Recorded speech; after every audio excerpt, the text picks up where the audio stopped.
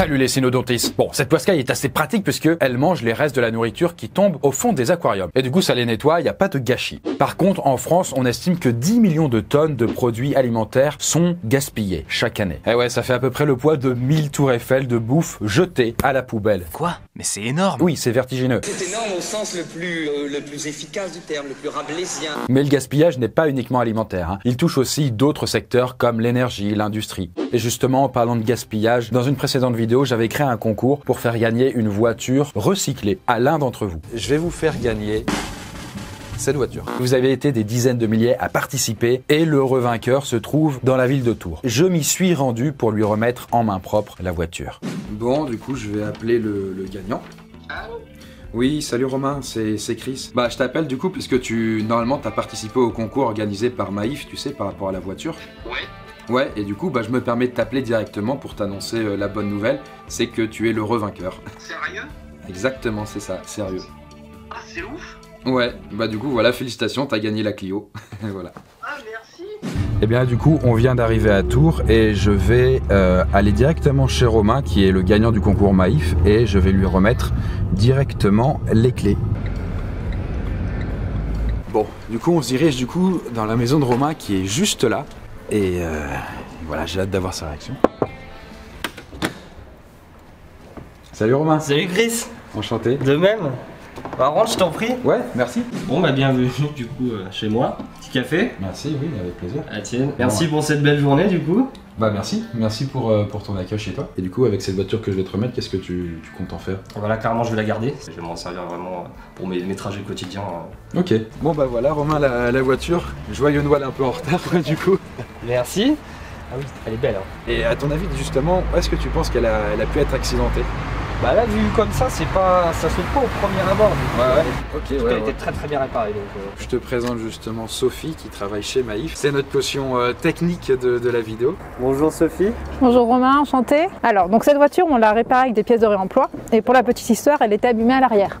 D'accord. Et pourquoi on utilise des pièces de réemploi? En fait, ça nous permet de réutiliser des pièces qui pourraient avoir une seconde vie. Et donc, ça évite le gaspillage. Et le gros avantage, c'est que la réparation est garantie à vie. C'est même mieux qu'avec des pièces neuves, parce que ça évite aussi de faire travailler ce circuit de pièces neuves qui peut coûter beaucoup d'argent et être assez embêtant pour divers facteurs, notamment l'environnement, donc c'est très bien. C'est ça. Bon bah Romain, je te remets les clés. Donc je t'invite à t'installer dedans et puis nous on va faire un petit tour quoi. Allez, c'est parti. Pas si vite, Chris. Le tour de voiture, c'est en fin de vidéo. Prends le volant et comprends le bonheur. Mais imaginons un instant que gaspiller devienne impossible. Que les êtres humains aient soudainement développé une aversion totale pour, non pas la poubelle, mais le gaspillage. Que se passerait-il? Eh bien voyons voir ça en 360 secondes. Bon, pour commencer, je vais vous rappeler la définition du mot gaspiller. Gaspiller, du provençal gaspilla croisé avec l'ancien français gapailler. Faire un mauvais emploi de quelque chose de telle sorte qu'il se perd en partie. Merci, c'était incroyable. Mais j'ai pas terminé. Si, t'as terminé.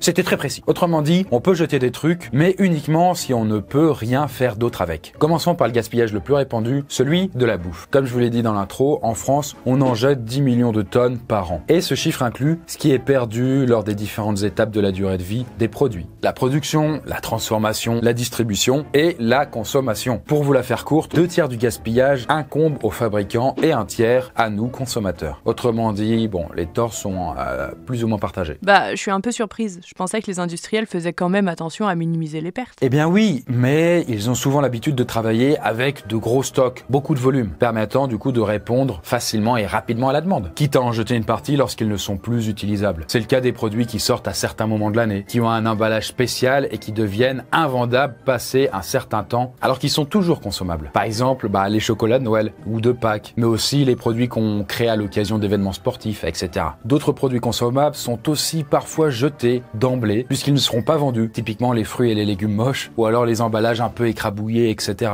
Mais justement, si le gaspillage était impossible, les industriels devraient prendre plusieurs mesures drastiques pour l'éradiquer. Ils devraient d'abord changer complètement leur manière de produire et de fournir leurs clients. D'une production basée sur un gros stock, ils devraient passer à une production plus souple, plus à même de fluctuer selon les aléas des commandes pour réduire les pertes. Pour minimiser encore plus les risques de perte, la chaîne d'approvisionnement devrait aussi être réduite au maximum et privilégier la production locale, puisque les pépins logistiques seront alors plus faciles à gérer. Voilà, typiquement, les emballages qui ne servent qu'une fois seraient drastiquement réduits. Du coup, on évite les cellophanes qui enveloppent les fruits et légumes et on imagine plus des sortes de barquettes qu'on peut reprendre, quoi. Un système de consigne serait aussi mis en place et permettrait aux consommateurs de rapporter leurs emballages vides pour qu'ils soient recyclés ou nettoyés pour resservir. Les supermarchés verraient aussi l'apparition d'étals spéciaux uniquement consacrés aux fruits et légumes moches mais mangeables. Ok, mais ça ne résout pas tout. J'imagine qu'il restera forcément de la nourriture invendue quelque part. Alors oui, fatalement, hein. Pour limiter leur quantité, les distributeurs devraient organiser des promotions drastiques sur les produits en fin de vie, quitte à les vendre pour 1 euro symbolique. Non, c'est pas vrai! Mais c'est super ça! Les derniers invendus seraient directement donnés à des associations qui fourniront des banques alimentaires et se chargeront de distribuer la bouffe aux gens qui en ont besoin. C'est déjà fait, hein, quand même du coup dans la réalité à l'heure actuelle, mais clairement pas assez. Là, ce serait vraiment dans le cas où ce serait fait à grande échelle. À l'heure actuelle, il y a déjà des supermarchés qui ont des accords, mais si le gaspillage était impossible, ils devraient tous s'y mettre et beaucoup d'associations se développeraient pour gérer toute la masse de nourriture qu'elles auraient à leur disposition. Ok, mais même avec la meilleure volonté du monde, il y aura des trucs non comestibles qui finiront à la benne. Peut-être, mais la nourriture ne sera pas forcément gaspillée pour autant. En fait, beaucoup de produits, s'ils sont impropres à la consommation, pourront directement servir à faire du compost. Une substance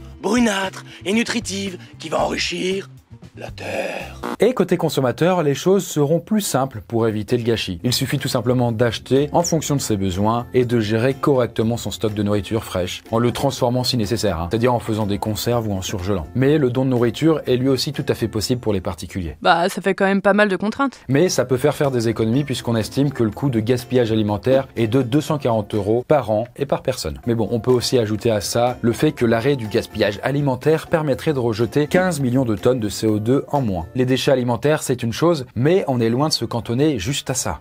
Rien qu'en France, on estime qu'il y a 200 millions d'appareils électroménagers en circulation. Chaque année, 23 millions d'entre eux sont jetés et constituent ainsi une masse d'environ 920 000 tonnes de déchets, soit le poids de 91 tours Eiffel. Seuls 2,4 millions d'appareils évitent la casse en étant réparés. Et pourtant, les appareils sont toujours réparables et n'ont pas nécessairement besoin de finir à la poubelle. Par exemple, un écran de portable cassé peut se réparer et une batterie faiblarde est remplaçable. D'ailleurs, avec l'arrêt du gaspillage, les appareils ne finiraient que très rarement à la poubelle. Parce que même si les composants sont morts, ils peuvent parfois être recyclés et la matière première qui les compose récupérée. Et c'est plutôt pratique quand on sait que certains composants de nos appareils électroniques sont faits de métaux rares dont l'extraction est coûteuse, très polluante et pas très éthique. Dans certains pays, ce sont d'ailleurs même du coup des enfants qui creusent et meurent dans les mines. Bonne ambiance! Et donc la mise en place de ce système de réparation pourrait entraîner la création de nombreuses entreprises spécialisées dans la réparation et le démantèlement des appareils. La conception des produits serait également radicalement chamboulée puisqu'ils devraient être conçus pour être d'emblée facilement réparables et réutilisables. Adieu l'obsolescence programmée, vous voyez.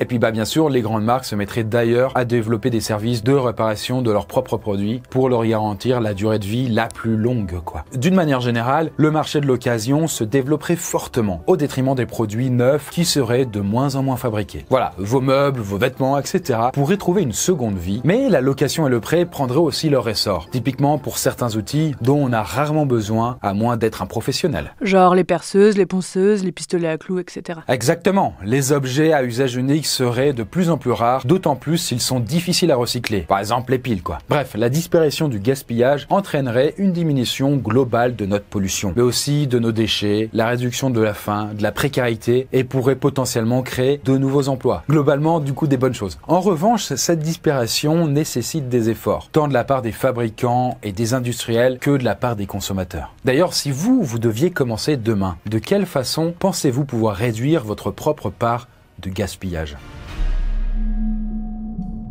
Merci d'avoir vu la vidéo, mais avant de finir, on se retrouve avec Romain, le gagnant de la voiture, et on va faire un petit tour ensemble. Bon, tout ce projet, évidemment, a vu le jour grâce à Maïf qui met en place des systèmes de reconditionnement de véhicules accidentés avec des pièces qu'ils appellent de réemploi, c'est-à-dire des pièces recyclées. Et donc du coup, ça a un impact positif sur l'environnement, ça change rien pour le conducteur, la voiture paraît comme neuve, donc il y a vraiment que du positif. Tout se passe bien pour toi, Romain? Oh, ça va pour l'instant, tout se passe très bien. La voiture roule bien, je suis très content. Pour en savoir plus sur la démarche, j'avais interviewé Jean-Marc dans une première vidéo, donc si ça vous intéresse, allez checker ça. Encore un grand merci à eux pour ce projet, et sur ce, moi la Poiscaille, je vous dis à très bientôt dans une nouvelle vidéo.